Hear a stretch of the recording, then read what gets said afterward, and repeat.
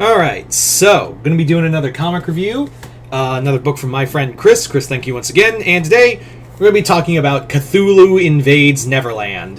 This is the third book in the Cthulhu Invades anthology series. Sorry, I lost my train of thought. Yeah, so for those who don't know what the Cthulhu Invades series is, it's from a group called Orange Cone Productions, and the whole book is basically Cthulhu invading public domain books and stories. The first one was Cthulhu Invades Oz, which I have not read. I haven't read it. The first one I read was the second book, Cthulhu Invades Wonderland, which really made a lot of sense, and I really loved it. They're currently doing a fourth book called Cthulhu Invades Fairy Tales, which will be coming out sometime, I think 2025, they said. Yeah, so Cthulhu Invades Neverland, like I said, follows the story of Cthulhu and other Lovecraftian creatures coming to the world of Neverland and invading it, and how does it affect the world of that universe?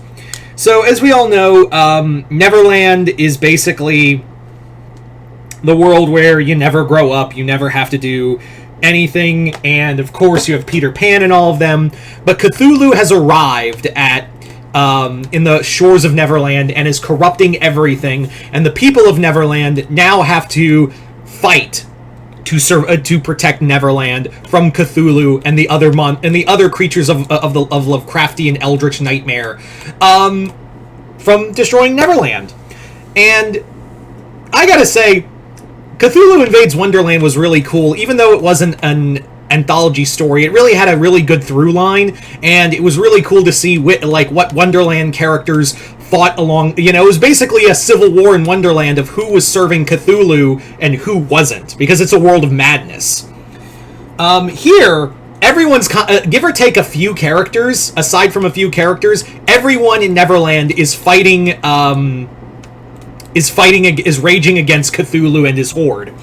Also, a few things in here. I'm surprised they didn't get sued, because they actually, in one of the scenes, in one of the anthology stories, Shmi and the other the other pirates, excuse me, are singing "Yo Ho Heave Ho" from the Muppets, and then several times even they use the direct design for Peter Pan from Disney. And I know what you're thinking, but Peter Pan is public domain. They can do that. Well, they can't use the likeness of that Disney. That's Disney's copyright of Peter Pan.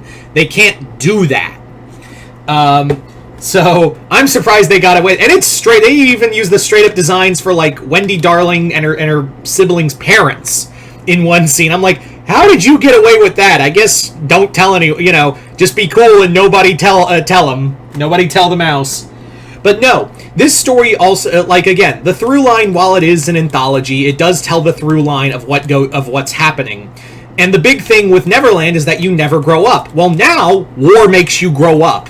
Like war, it basically has this whole thing of this overarching story of like Peter Pan is now forced to grow up and face harsh realities. He's forced to face all of these horrors, all of these nightmares, and the nightmares of war and losing people. He is, him, Hook, everyone now has to stand and face these nightmares. They have to fight these nightmares no matter what, and keep fighting on no matter what, or Neverland's lost.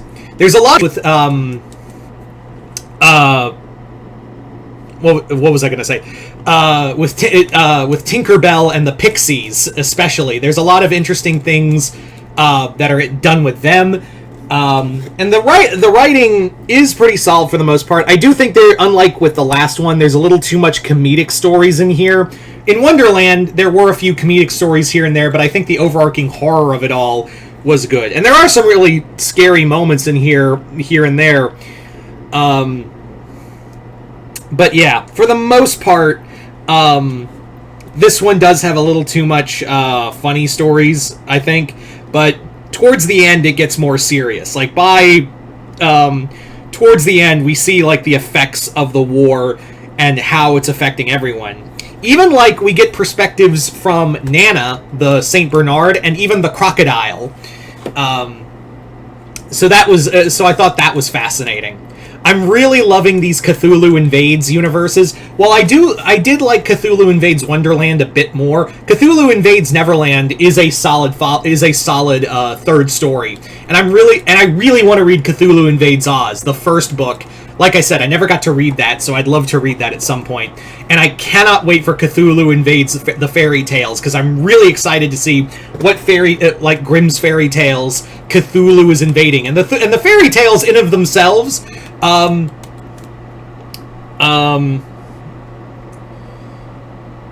sorry, man, I need to get more sleep. Yeah. So I really enjoyed these, and I really like the idea of, again, with Cthulhu Invades Grimm Fairy Tales, those stories are already dark at their core, so to add that touch of Lovecraftian madness to them, it's going to be so good. So yeah, Chris, thank you once again for this comic. I highly recommend the Cthulhu series. You don't really need to... This one, I feel like, it doesn't really... Unlike Cthulhu Invades Wonderland, they do reference the stuff with Oz. Here, you can just read this on its own. Like, you can just read Cthulhu Invades Neverland on its own, and then see for yourself if you want to read more.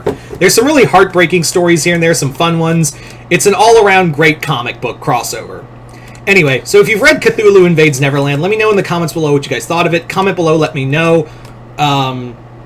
Yeah, comment below, let me know. Other than that, hope y'all enjoyed this. I'm Mr. Multiverse. I'll see you next time in the Multiverse.